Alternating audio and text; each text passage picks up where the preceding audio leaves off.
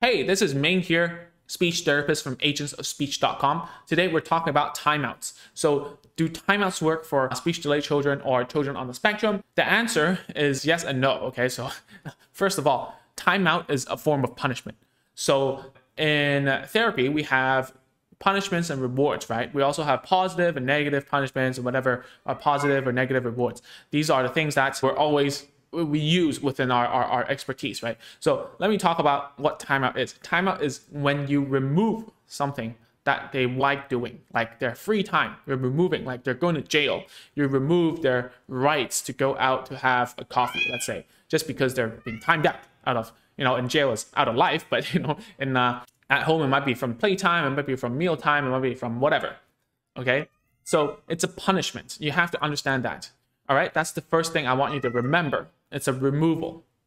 It's a removal type of punishment. It's not an add-on punishment. It's like, if you do this, then I will hit you. Like, that's an add-on, right? I added something, okay? Anyways, so let's move past that. Second point is that rewards always work better than punishments. That's just the truth here.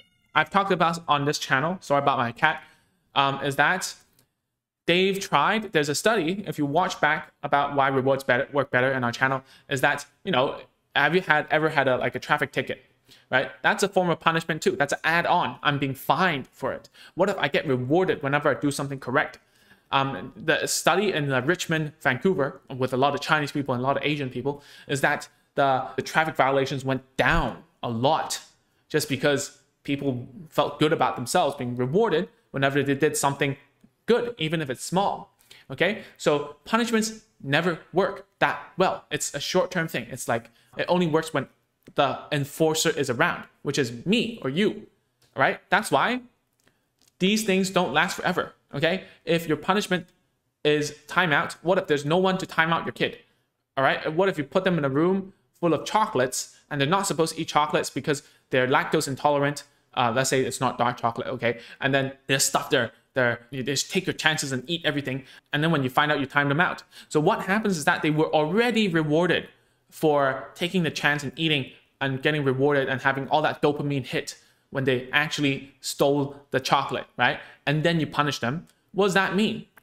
That it's worth it, okay? That's first of all. Second of all is that when you're not around, he or she's gonna do it.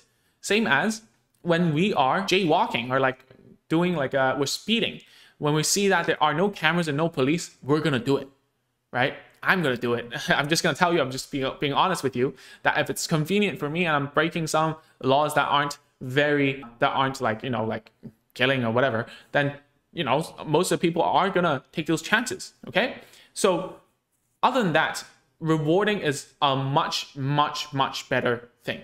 A lot of studies talk about how rewarding actually will have the child internally motivated to do something correct. When you're not around even to reward that person, he will still do the right thing. Okay, that's just what we've learned so far about rewarding versus punishing. Okay, the last thing I want to talk about is that timeout is a tactic and not a strategy. And that's the same, like tactic is something that is short-term, strategy is something that is long-term. Let me ask you, how do you fade out timeout, right? How do you make sure that someone progressively understands the meaning of why they shouldn't do something? Does timeout help them or not? Not really. How do you fade it out? Can I time you out less and less and less? Then the punishment would be less and less and less effective. Then therefore, the behavior would be more and more often. You know what I'm saying? So therefore, it's a tactic. Sometimes we do use it. All right, we do use it when we get really angry, and it's like a consequence that we don't want to use.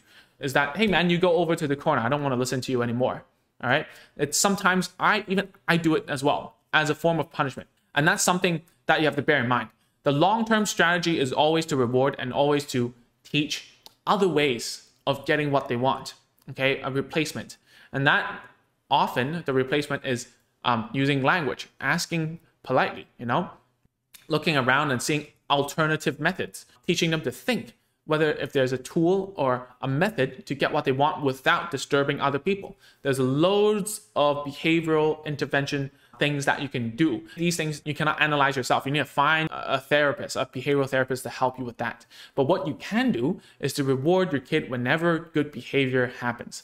Just do it consistently and randomly, then your child will start doing more and more and more good things. Okay, so that's it for this video. Just a short video to tell you about what I feel about time out, and that's pretty much it. So if you want to learn more about home therapy, please go to agentsofspeech.com/checklist to grab a free list of tools and toys that I recommend you getting when you're starting home therapy. Okay, so that's it. I'll see you next week. Bye bye.